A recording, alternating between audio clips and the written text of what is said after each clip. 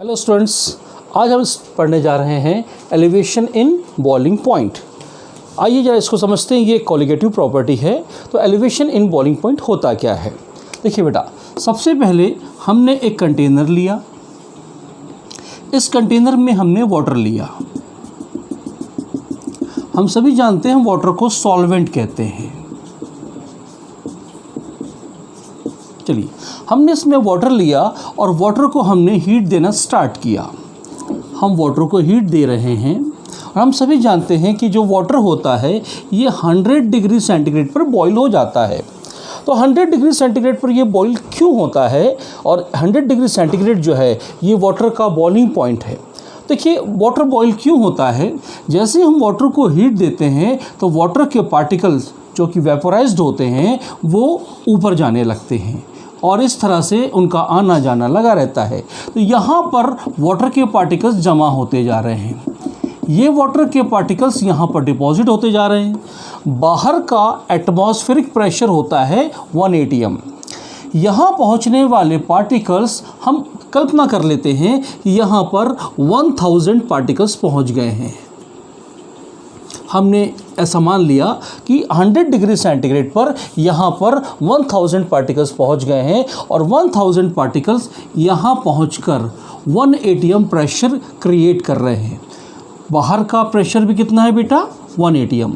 तो जैसे यहाँ से वाटर के पार्टिकल ऊपर जाते हैं और ऊपर जा कर के 1 atm प्रेशर वो वहाँ पर क्रिएट करते हैं, इस सरफेस के ऊपर 1 atm प्रेशर लगाते हैं।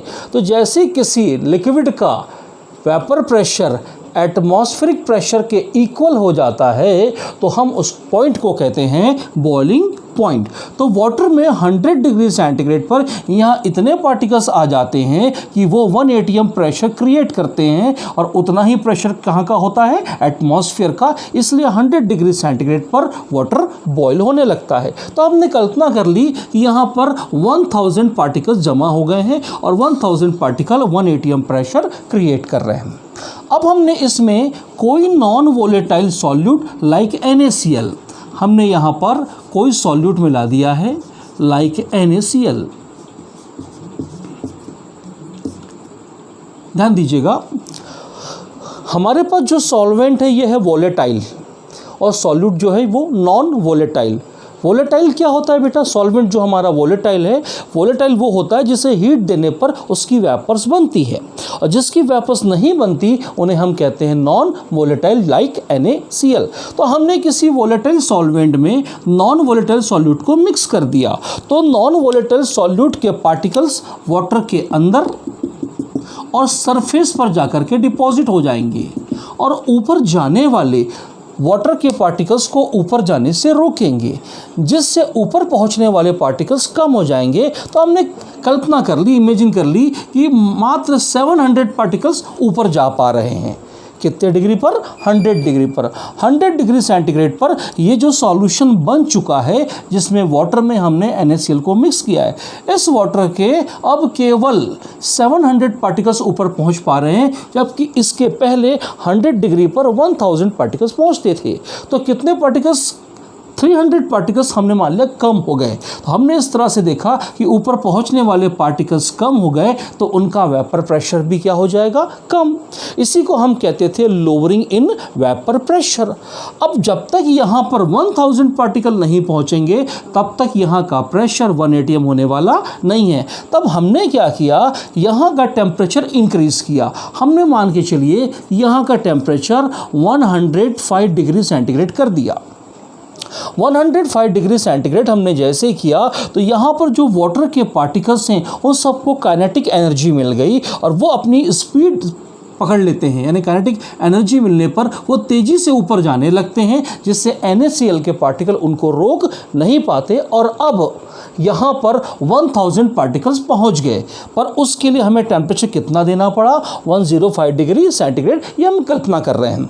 तो देखिएगा, यहाँ पर 1000 पार्टिकल्स को पहुँचाने के लिए हमें टेम्परेचर को इंक्रीज़ करना पड़ा और इस तरह से जो हमने टेम्परेचर को इंक्रीज़ किया है इसी को कहते हैं एलिवेशन इन बॉइलिंग पॉइंट। तो एलिवेशन इन बॉइलिंग पॉइंट को रिप्रेजेंट करने का तरीका ये होता है डेल्टा टीबी। हम इस तरह से इसको रिप्रेजेंट करते हैं। तो आइए इसकी डेफिनेशन क्या हो जाएगी हम देखते हैं। Increase in boiling point of the solvent on adding non volatile solute to the solvent is called elevation in boiling point. तो एलिवेशन इन बॉइलिंग पॉइंट की डेफिनेशन में एक बार फिर से बोल दे रहा हूं बेटा। Increase in boiling point of the solvent on adding non-volatile solute to the solvent is called elevation in boiling point। तो आप समझ पाए होंगे कि एलिवेशन इन बॉइलिंग पॉइंट क्या होता है।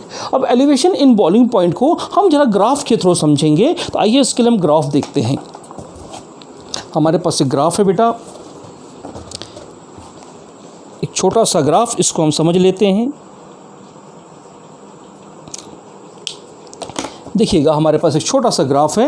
इस ग्राफ को हम समझने की कोशिश करते हैं। हमने इसमें इस तरफ टेम्परेचर और इस तरफ प्रेशर को लिया है और यह है 1 atm प्रेशर।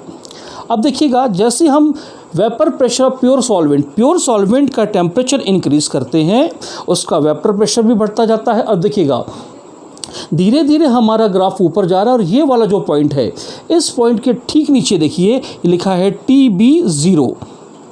ये है प्योर सॉल्वेंट का बॉइलिंग पॉइंट। अब इसके ठीक नीचे ये दूसरा ग्राफ है जिसे हमने CD नाम दिया हुआ है। इसका बॉइलिंग पॉइंट ये आ रहा है, ये पॉइंट है जिसके नीचे हमने नाम दिया TB। तो देखिएगा हमारा ये ग्राफ बताता है कि सॉल्वेंट के लिए टेम्परेचर कम लग रहा है और सॉल्यूशन के लिए ज़्यादा लग रहा है। तो हमने सॉल्यूशन से सॉल्वेंट को माइनस किया। हमने सॉल्यूशन के टेम्परेचर से या बॉइलिंग पॉइंट से सॉल्वेंट के बॉइलिंग पॉइंट को हमने माइनस किया। तो जो डिफरेंस आया, इसी डिफरेंस को हम कहते हैं एलिवेशन इन बॉइलिंग पॉइंट। आइए आगे देखते हैं। तो एलिवेशन इन बॉइलिंग पॉइंट की हम बात कर रहे थे। तो elevation in boiling point is a colligative property.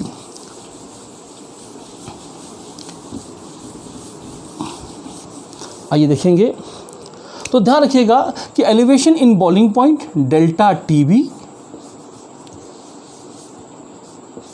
TB is directly proportional to small m, जहाँ स्मॉल m मीन होता है मोलैलिटी। तो delta TB is directly proportional to small m, ये डेफिनेशन है। तो आइए हम इस साइन को हटाएंगे। तो जब इस साइन को हटाएंगे तो हम एक कांस्टेंट लाएंगे, डेल्टा टीबी इक्वल टू के m। ये छोटा सा हम यहाँ b लगा देंगे। If m equal to 1 mean molality अगर 1 हो तो हो जाएगा delta TB equal to K B. देखिए हमारे पास ये दो डेरिवेशन आ गए हैं। इसको इक्वेशन नंबर 1, इक्वेशन नंबर 2 दे देंगे। अब आप गौर करेंगे बेटा, तो हम देख रहे हैं कि डेल्टा टीबी इक्वल टू क्या आ गया, के बी। यहाँ के बी क्या है, के बी है molal boiling point elevation constant. तो molal boiling point elevation constant क्या होता है बेटा, जब मोलैलिटी कितनी हो, 1 हो। अगर मान के चलते हैं हम लोग कि हमने WA सॉल्वेंट में WB सॉल्यूट मिक्स कर दिया है और इसका मॉलिक्यूलर मास है MB। तो हम सभी जानते हैं कि small m molality equal to होता है WB upon MB into 1000 upon WA in gram. ये डेफिनेशन हम जानते हैं स्मॉल m। तो स्मॉल m की वैल्यू हम इक्वेशन 1 में रख देते हैं। इक्वेशन 1 में रखेंगे तो हमारे पास क्या आ जाएगा, हम देखते हैं। Delta TB equal to K B into M. अब हम m की वैल्यू रख देते हैं WB upon MB into 1000 upon WA in ग्राम। और ये जो हमारे पास इक्वेशन आया है, इस इक्वेशन के द्वारा हम एलिवेशन इन बॉइलिंग पॉइंट और मॉलिक्यूलर मास ऑफ सॉल्यूट के बीच में रिलेशन दिखा सकते हैं। एग्जामिनेशन में आपको डेफिनेशन बतानी है, ये सारा डेरिवेशंस निकालना है और ग्राफ बताना है। होप कर रहा हूँ आप समझ पा रहे होंगे। तो एलिवेशन इन बॉइलिंग पॉइंट आप समझ पाए हैं। अब हम बात कर रहे थे आपसे कि molar boiling point elevation constant. तो molar boiling point elevation constant क्या होता है बेटा? जब मोलिटी कितनी होती है? 1। तो ऐसी कंडीशन में delta T B equal to क्या होता है? के बी, और इसी को हम कहते हैं molar boiling point elevation constant. अगर हम इसकी डेफिनेशन की बात करें तो इसकी डेफिनेशन है elevation of boiling point on adding 1 mole solute to 1000 gram solvent is called molar boiling point elevation constant. It is denoted by K B. its unit is kg mole inverse. यहाँ kelvin, kilogram और mole inverse इसकी क्या है बेटा? Unit है। तो हम बात कर रहे थे कि जब हम किसी सॉल्यूशन में 1000 सॉल्वेंट में हम 1 मोल सॉल्यूट मिक्स करते हैं, तो ऐसी कंडीशन में जितना टेम्परेचर इंक्रीज़ होता है, जितना बॉइलिंग पॉइंट इंक्रीज़ होता है, उसी को हम कहते हैं molar boiling point elevation constant. उम्मीद कर रहा हूँ बेटा आपको ये टॉपिक समझ में आया होगा।